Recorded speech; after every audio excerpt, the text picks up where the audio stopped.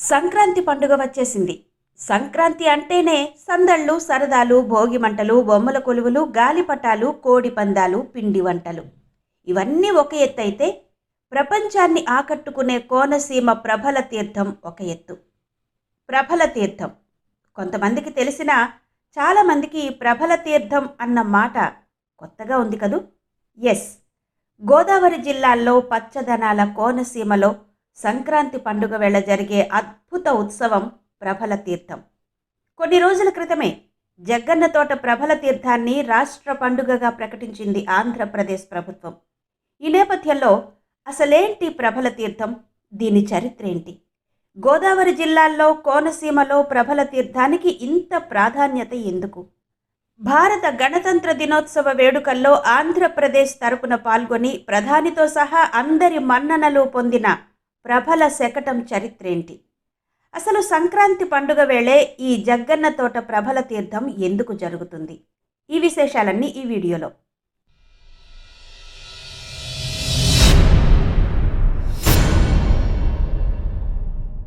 సంక్రాంతి పండుగ అంటే తెలుగువారికి ఎక్కడలేని సంబరం. వృత్తి ఉద్యోగాల రీత్యా సుదూర తీరంలో ఎక్కడెక్కడో ఉన్న తెలుగువారందరినీ పల్లెల్లో, సొంతూళ్లలో ఒక్క దగ్గర చేర్చే ఏకైక పండుగ సంక్రాంతి పండుగ. సంక్రాంతి పండుగకు జనమంతా సొంత గడ్డకు తరలిపోవడంతో కొన్ని పట్టణాలు, నగరాలే ఖాళీ అయిపోయి నిర్మానుష్యంగా మారిపోతాయంటే తెలుగువారికి సంక్రాంతి పండుగ ఎంత ప్రాధాన్యమో అర్థమవుతుంది. తెలుగు సీమలో పండుగకు తరలి వచ్చిన పిల్లా పాపలతో, కుటుంబ సభ్యులతో ప్రతి ఇల్లు, పల్లె కళకళలాడిపోతాయి. ఉవ్వెత్తున ఎగసిపడే భోగి మంటలు, అందులో వేసే పిడకల దండలు, భోగిపళ్ళు, బొమ్మల కొలువులు, ఘుమఘుమలాడే పిండి వంటలు, చిరకాలానికి కలుసుకున్న స్నేహితుల పలకరింపులు, ఆత్మీయుల ఆదరింపులు, కూతుళ్ల ముచ్చట్లు, అల్లుళ్ల అచ్చట్లు. అబ్బో, సంక్రాంతి పండుగ సందళ్లు చూడాలంటే తెలుగువారి లోగిళ్లే. ఇవన్నీ ఒక ఎత్తైతే గోదావరి జిల్లాల్లో కోనసీమలో జరిగే ప్రభల తీర్థం, అందులోనూ జగ్గన్నపేట ప్రభల తీర్థం మరో ఎత్తు. ఎటు చూసినా పచ్చదనంతో పండుగ వేళ పచ్చటి పట్టు పరికిణి కట్టుకుని నిండు గోదావరిలా కళకళలాడుతున్న పల్లెపడుచులా భాసిల్లుతుంది కోనసీమ. సంక్రాంతిని పురస్కరించుకుని తెలుగు రాష్ట్రాల్లో అనేక ఉత్సవాలు జరుగుతాయి. అలాగే కోనసీమలో కూడా. కోనసీమ అనగానే ఎన్నో ప్రత్యేకతలు మన కళ్ళ ముందు కనబడతాయి. అందులో ముఖ్యమైనది ప్రభల తీర్థం. కోనసీమలో కొన్ని చోట్ల సంక్రాంతి నాడు, మరికొన్ని చోట్ల కనుమ నాడు ఈ ప్రభల తీర్థాలు నిర్వహిస్తారు. వీటన్నిటిలోనూ అత్యంత ప్రసిద్ధి చెందింది జగ్గన్న తోటలో జరిగే ప్రభల తీర్థం. అమలాపురానికి దగ్గరలోని మొసలపల్లి, ఇరుసుమండ గ్రామాల మధ్య గల 7 ఎకరాలను జగ్గన్న తోటగా పిలుస్తారు. జగ్గన్న తోటలో ప్రతి ఏడాది నిర్వహించే ఈ ప్రభల తీర్థానికి లక్షల సంఖ్యలో జనం తరలి వస్తుంటారు. ఈ జగ్గన్న తోట ప్రభల తీర్థానికి 450 ఏళ్ల చరిత్ర ఉంది. ఇటీవలే కోనసీమ సంస్కృతి సంప్రదాయాలకు ప్రతిబింబమైన జగ్గన్న తోట ప్రభల తీర్థాన్ని రాష్ట్ర పండుగగా నిర్ణయించారు. ఈ సంవత్సరం సుమారు 5-6 లక్షల మంది ఈ ఉత్సవాలకు హాజరవుతారని అంచనా. మకర సంక్రమణ ఉత్తరాయణ మహాపుణ్యకాలంలో సంక్రాంతి మరునాడు వచ్చే కనుమ పండుగ నాడు డాక్టర్ బిఆర్ అంబేద్కర్ కోనసీమ జిల్లా అంబాజీపేట మండలం మొసలపల్లి గ్రామం, మొసలపల్లి శివారు జగ్గన్న తోటలో జరుగుతుంది ఈ ఉత్సవం.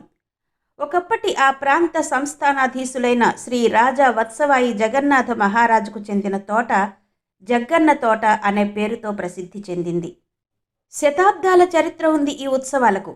ఏకాదశ రుద్రులు చుట్టుపక్కల 11 గ్రామాల నుంచి బయలుదేరి జగ్గన్న తోటలో ఆ రోజు కొలువు తీరతారని, అక్కడ ప్రజా సంక్షేమం కోసం చర్చిస్తారని కోనసీమ వాసుల నమ్మకం.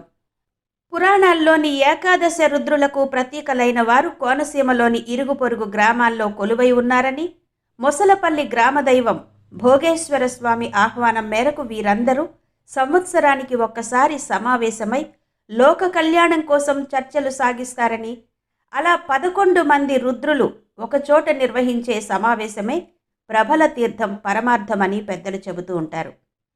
లోక కళ్యాణం కోసం పూర్వం ఈ తోటలోనే ఈ 11 గ్రామాల రుద్రులు మొట్టమొదటిసారిగా సమావేశమయ్యారని, ప్రజా సంక్షేమం కోసం చర్చలు జరిపారని చెబుతారు.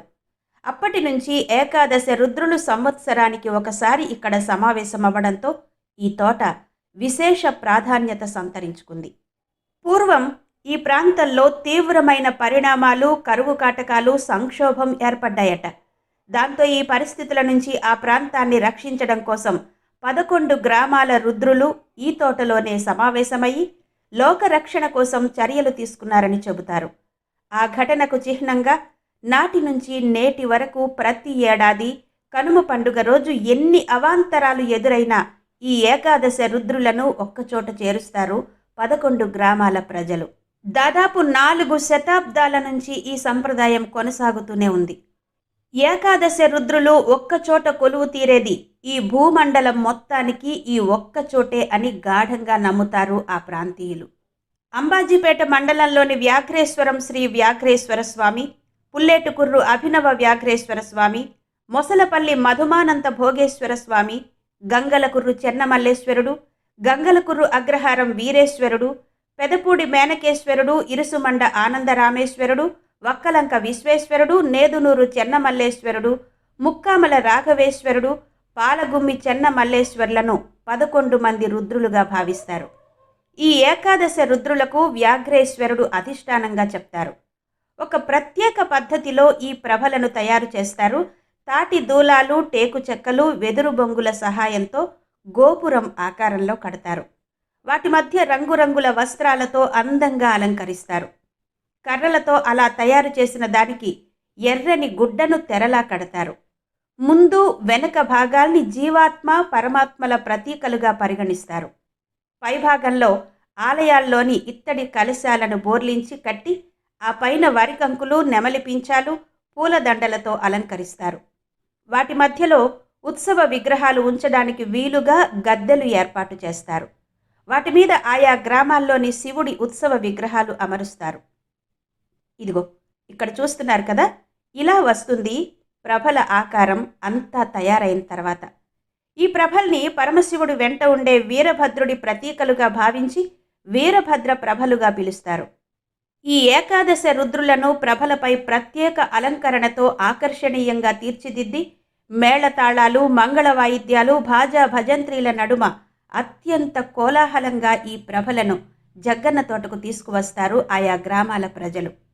హరహర మహాదేవ శరభ శరభ అంటూ నినాదాలతో, శివనామ స్మరణతో ఆ ప్రాంతమంతా మారుమోగిపోతుంది. భక్తి నినాదాలతో, శివయ్య స్మరణతో శివదేవునికి ప్రతీకలుగా భావించే ప్రభలను మోసుకుంటూ ఆయా గ్రామాలకు చెందిన భక్తులు జగ్గన్న తోటకు తరలి వెళ్లే దృశ్యాలు చూడడానికి 2 కళ్ళు సరిపోవు.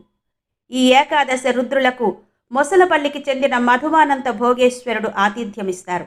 అందుకే మొసలపల్లి మధుమానంత భోగేశ్వర రుద్రుడు అన్ని ప్రభల కన్నా ముందే జగ్గన్న తోటకు చేరుకుని మళ్ళీ ఉత్సవం ముగిసిన తరువాత అందరు రుద్రులను తిరిగి సాగనంపిన తరువాత తన స్థానానికి చేరుకోవడం ఆనవాయితీ. ఈ 11 మంది ఏకాదశి రుద్రులకు అధ్యక్షత వహించేది వ్యాఘ్రేశ్వరానికి చెందిన శ్రీ వ్యాఘ్రేశ్వర రుద్రుడు. అందుకే ఈ వ్యాఘ్రేశ్వరుడికి చెందిన ప్రభ తోటలోకి రాగానే మిగతా రుద్ర ప్రభలన్నిటినీ మర్యాదపూర్వకంగా ఒక్కసారి పైకి లేపి మళ్ళీ కిందికి దించుతారు. ఈ సంబరమంతా ఒక ఎత్తైతే దాదాపు 30 మంది మోస్తేనే గాని లేవని బరువైన ప్రభలను మోసుకొని రావడం మరో ఎత్తు. గంగలకుర్రు అగ్రహారం నుంచి వచ్చే రుద్ర ప్రభలు ఈ జగ్గన్న తోటకి చేరుకోవాలంటే మధ్యలో కౌశికిగా పిలిచే ఏరు దాటి రావాలి. ప్రవహించే ఏటిలో మామూలుగా నడవడమే ఒక కష్టసాధ్యమైన పని అనుకుంటే అతి బరువైన ఆ ప్రభలు మోసుకుంటూ కాలువలో నుంచి ఎలాంటి జంకు గొంకు లేకుండా హరహర మహాదేవ శరభ శరభ అంటూ నినదిస్తూ రావడం నిజంగా ఒళ్ళు గగురు పొడిచే అరుదైన అపూర్వమైన దృశ్యం. సాక్షాత్తు పరమేశ్వరుడే ఆ ప్రభలలో తమ ప్రాంతంలో నడయాడుతున్నట్టు పులకించిపోతారు ఆ ప్రాంతీయులు. ఇంత అరుదైన దృశ్యాన్ని చూడడానికి ఎక్కడెక్కడి ప్రజలు తరలి రావడంలో ఆశ్చర్యమేముంది. సాధారణంగా గోదావరి జిల్లాలు, కోనసీమ అనగానే వెంటనే మన కళ్ల ముందు కదిలేది పచ్చటి పైరుతో కళకళలాడే పంట పొలాలు, పిల్ల కాలువలు, గోదావరి పాయలు, ప్రకృతి రమణీయత. అయితే అనేక దైవక్షేత్రాలకు నిలయమైన కోనసీమను వేదసీమ అని కూడా అంటారు. ఇంత ఆధ్యాత్మిక చారిత్రక ప్రాధాన్యత ఉన్నది కాబట్టి 2022 జనవరి 26లో ఢిల్లీ కర్తవ్య పథ్లో జరిగిన 74వ భారత గణతంత్ర దినోత్సవ వేడుకల్లో ఆంధ్రప్రదేశ్ ప్రభుత్వం తరపున పాల్గొన్న ప్రబల శకటం అశేష జనాన్ని విశేషంగా ఆకర్షించింది. ఇవి కోనసీమ ప్రబల తీర్థం యొక్క కొన్ని విశేషాలు. మరో చక్కటి అంశంతో మళ్ళీ మీ ముందుంటాను. అంతవరకు సెలవు. నమస్తే.